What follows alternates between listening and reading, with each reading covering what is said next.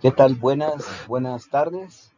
El tema de este día es biología en la psicología, el cual es bastante importante y es la base para lo que posteriormente vamos a ver como biología molecular, psicología, los tratamientos conductuales, los neurotransmisores. Todos estos conceptos son sumamente importantes en la carrera de medicina y especialmente en las futuras materias de psiquiatría 1 y psiquiatría 2. Entonces, comencemos con los objetivos. La clase es la biología en la psicología. En primer lugar, el definir el término biología en psicología, definir la importancia de la biología bajo el análisis de la conducta y conocer algunos ejemplos. Entonces, vamos a comenzar con una introducción donde vamos a mencionar sobre todo la biología molecular. En la psiquiatría ha abierto un nuevo camino para tratar de desentrañar la etiología bioquímica molecular de los trastornos mentales por medio de la localización cromosómica de los genes causantes de estas enfermedades.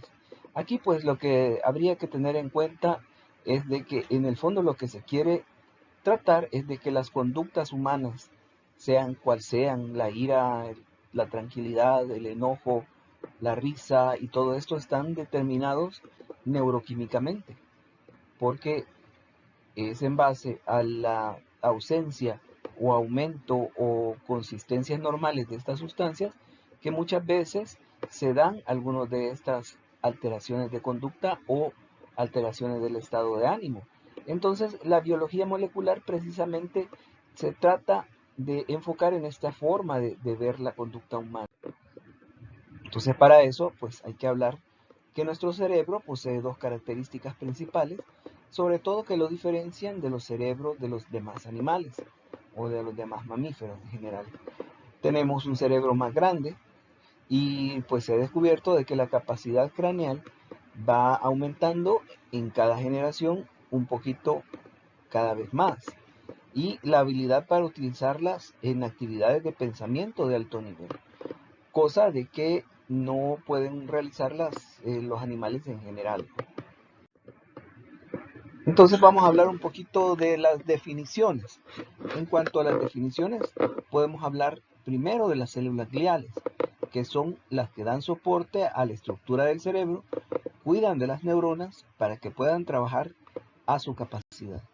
Entonces las funciones de las células gliales son el soporte mecánico a las neuronas, la producción de mielina, la captación rápida y por lo tanto inactivación de neurotransmisores químicos liberados por las neuronas. Entonces, las células gliales son como una especie de malla de sostén que ayuda a que las neuronas puedan realizar sus actividades de forma óptima. Las neuronas son las unidades individuales del sistema nervioso que reciben, integran y transmiten la información. Son las que transportan los mensajes entre las diferentes partes del cuerpo. Y dentro de los componentes estructurales anatómicos de una neurona se encuentra el soma, que es el cuerpo celular. Si ustedes miran una estructura de una neurona, pues es la parte casi que central y es la más grande. Y contiene el núcleo celular y gran parte de los mecanismos químicos de las células en general. Esta es una neurona. Ustedes pueden ver ahí los diferentes componentes, los cuales estamos narrando detenidamente. Nos vamos a retroceder a ella cuando sea necesaria, pero de forma general podemos mencionar ahí el núcleo donde está el soma, las dendritas, que son esas como especie de ramificaciones que salen precisamente del cuerpo de la neurona, y los axones, que son esas líneas largas rojas, y la mielina, que es la sustancia que le da eh, especie de soporte también y conectividad a la neurona. Y está la terminal presináptica. Vamos a mencionarla después. Las dendritas son las partes de la neurona que se especializan en recibir la información. Y el axón es la fibra larga y delgada que transmite las señales del soma a otras neuronas, músculos o glándulas. La vaina de mielina, como habíamos dicho anteriormente, es un material aislante proveniente de las células gliales que encapsula algunos axones. Es como una especie de aislante.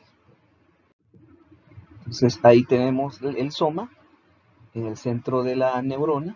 Ustedes ven el cuerpo o soma, miran el axón, que es la comunicación con la parte final de la neurona, y las dendritas, que son esas ramificaciones que están precisamente a continuación o como prolongación del soma. Entonces el axón termina con un grupo de botones terminales, pequeñas protuberancias que segregan sustancias químicas llamadas neurotransmisores, las cuales son importantes, por lo menos en psiquiatría, porque esos neurotransmisores son los mediadores químicos responsables de la mayoría de las emociones humanas. La sinapsis es una unión donde se transmite información de una neurona a otra, y el espacio por donde transita esta información se conoce como espacio sináptico. Entonces, podemos ver estas partes de la neurona, las cuales son importantes. Entonces, de manera resumida, pues vamos a ver acá que llega un estímulo nervioso. Ahí, al llegar a el estímulo nervioso, hay vesículas de contenido de neurotransmisores, y estas producen la reacción química para comunicarse con una segunda neurona. Y se produce en medio de las dos neuronas. Hay un espacio que ustedes ven ahí con esas como tres pirámides, que es donde se da o se vierte el contenido de los neurotransmisores. Y ahí es donde se da la acción, por así decirlo, o la acción química que produce que se transmita de una neurona a otra, y de esta a otra, y así sucesivamente, en un impulso nervioso que se tarda menos de un segundo. Estamos hablando de millonésimas de segundo. Esto es un esquema un poco diferente, pero igual de válido, de lo que es la célula nerviosa. Siempre vamos a ver el núcleo, el soma, la sinapsis, el axón, y vemos cómo una neurona se está comunicando con una segunda. Esta al final se mira una tercera neurona, y así se va multiplicando la reacción química y hace de que la información nerviosa parta de un lugar y se pueda trasladar hasta el final de nuestro cuerpo.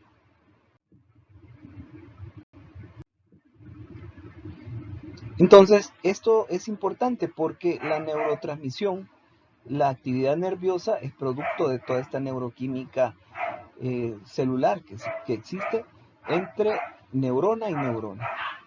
Entonces vamos a hablar un poquito, teniendo las bases de lo que es la estructura celular, hablar un poco de la biología, la psicología y la sociología, los cuales son ámbitos de conocimiento que parten de distintos niveles de análisis, aunque suponen formas alternativas y necesariamente complementarias de acerca de la realidad del hombre.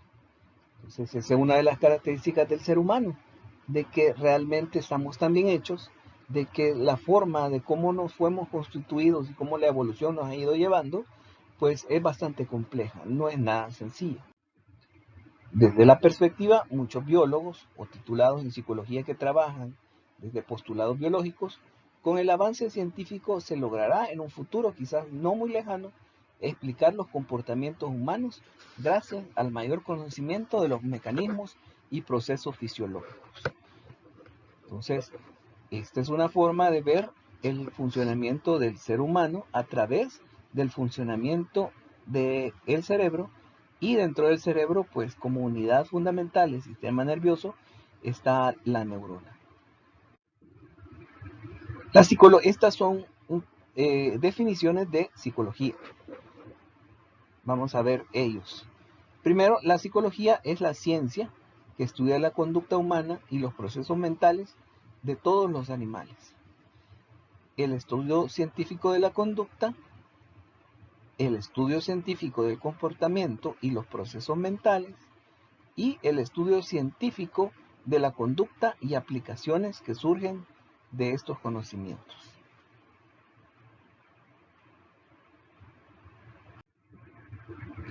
El término conducta, que es lo mismo que el comportamiento, puede definirse como una conexión entre un tipo de acción y un tipo de situación ambiental concreta. La conducta, así entendida, incluye todos los elementos de una interacción, la acción del sujeto y los elementos del campo en el que éste acaece.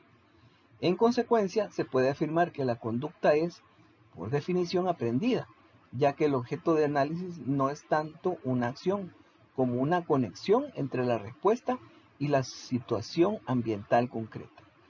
Entonces, lo que podemos mencionarle acá es como una especie de resumen del concepto, lo cual nos menciona que la conducta es una interacción entre una situación determinada que puede existir, la forma que es nuestra forma de ser, y una respuesta que tenemos a esta situación concreta, esta situación ambiental en la cual nos encontramos. El nivel biológico, respuestas y reacciones. No deberíamos hablar de conducta cuando salivamos, al dejar caer unas gotas de limón en nuestra lengua, o cuando lloramos de dolor porque la aguja de una jeringuilla ha penetrado nuestro brazo. Estos, más que todo, son eventos o reacciones o respuestas que obviamente no son aprendidas. Las traemos ya inherentes a nuestra naturaleza humana. En cambio, si al cabo de varias experiencias similares salivamos ante la sola contemplación del limón, o sea, no por las gotas, sino que el solo ver el limón sin las gotas dentro, o más aún ante su sola mención, y si comenzamos a llorar y a temblar al ver la jeringuilla solo con verla, estamos hablando de conductas, pues hemos tenido que establecer en un momento de nuestra historia las conexiones, ya sea por condicionamiento clásico, operante o vicario. Entonces, como pueden ustedes ver, diferencia es una reacción espontánea, una reacción instintiva, y en la otra, la que estamos mencionando ahorita, que es una conducta ya. Entonces, no necesitamos probar, por ejemplo, el limón para sentirlo todas las reacciones, sino que con solo ver el limón de lejos podemos sentir las mismas reacciones como que si estuviéramos en contacto con él y en algún momento tener algunas gotas de limón en nuestra lengua. Cuando un objeto actúa de forma desorganizada tras contraer una enfermedad infecciosa, por ejemplo, sífilis, en este caso, pues una sífilis terciaria, es una neurosífilis, es posible que exhiba durante semanas reacciones hostiles, cambios vegetativos, etc. Del mismo modo, cuando un alcohólico está sufriendo un delirium, puede presentar unas alteraciones perceptivas y unas acciones sumamente agitadas, producto únicamente de la ausencia de la droga. En ambos ejemplos no podemos hablar de conductas aprendidas, sino que son de puras reacciones orgánicas, aunque muchos movimientos o sistemas se prolonguen por el tiempo. Existen muchos cuadros psicopatológicos en los cuales para los postulantes de un modelo médico las manifestaciones o síntomas pueden considerarse reacciones biológicas, mientras que para los que sostienen un modelo psicológico resultan conductas aprendidas, que se deben a contingencias del medio. Pues lo que hay que rescatar en esta forma de ver es de que la biología está ligada a la psicología, porque ambas están anidadas en el cerebro. Y aunque una pareciera no corresponder a la otra, en el fondo las reacciones químicas que se dan en el cerebro lo que producen son reacciones psicológicas, porque obviamente se dan en el mismo medio que es el cerebro. Esto significa que las respuestas que damos están, o mejor, parten del organismo, no pueden venir sino desde lo biológico, y por tanto guardan asociación con la especie, la genética, pero naturalmente no con su historia. Por eso los reflejos no tienen que verse con la historia de aprendizaje del organismo, Para explicarla debe recurrirse a lo social. Entonces vamos a mencionar ya para terminar esta clase, la cual pues es bastante concreta, un ejemplo para comprender los niveles de análisis. Así, desde el nivel de lo biológico, cabría acercarse a esta realidad analizando los movimientos musculares de los brazos y de las manos que se producen espaciadamente, pero con cierta cadencia, o sea, con cierto movimiento al pasar las páginas. También sería necesario estudiar los movimientos de los ojos que van dando saltos rápidamente a medida que avanza la lectura. Con instrumentos finos podríamos observar cómo se producen una serie de cambios vegetativos, por ejemplo, sudoración, cambios en el ritmo cardíaco, segregaciones, en caso de que la lectura impacte emocionalmente al sujeto. Finalmente, con la tecnología cerebral del más alto nivel, nos aproximamos a nivel neuronal para así analizar las transmisiones corticales, los centros activados durante la lectura, los procesos fisiológicos o núcleos alterados cuando la lectura no transcurre de forma adecuada. Desde el nivel de lo psicológico podríamos, por ejemplo, estudiar la necesidad subjetiva de la lectura, el tipo y cantidad de lectura reforzada por el entorno del sujeto, el placer subjetivo que experimenta al realizar esta actividad, los cambios de aprendizaje, conocimientos, resolución de tareas, al avanzar la lectura, y en otro orden de cosas, los problemas de atención, la capacidad de concentración, la dificultad de memorización. También caben los análisis de cómo se almacena lo que se lee. Se fijan y retienen unos datos y otros no. Si la información se graba con imágenes o con conceptos abstractos. Como se puede comprobar, estos aspectos no pueden venir directamente desde un análisis biologicista, sino que requieren un salto cualitativo, pues la transmisión interneural por la liberación de un neurotransmisor no es lo mismo que la evocación de un recuerdo, aunque suponga un correlato fisiológico. Entonces, como corolario de la clase, pues hay que mencionar que existe una relación intensa en la hora de establecer conductas, psicologías del ser humano en la interacción entre dos modelos, uno basado en la biología con la neurona como centro y en el otro con la psicología, en lo cual pues se establecen las experiencias que tienen las personas, el tipo de educación que tiene, el tipo de convivencia que tiene con su familia. La verdad, como les mencionaba, el ser humano es tan complejo de que no se puede explicar la conducta humana sin lo biológico, pero tampoco no se puede explicar sin lo psicológico.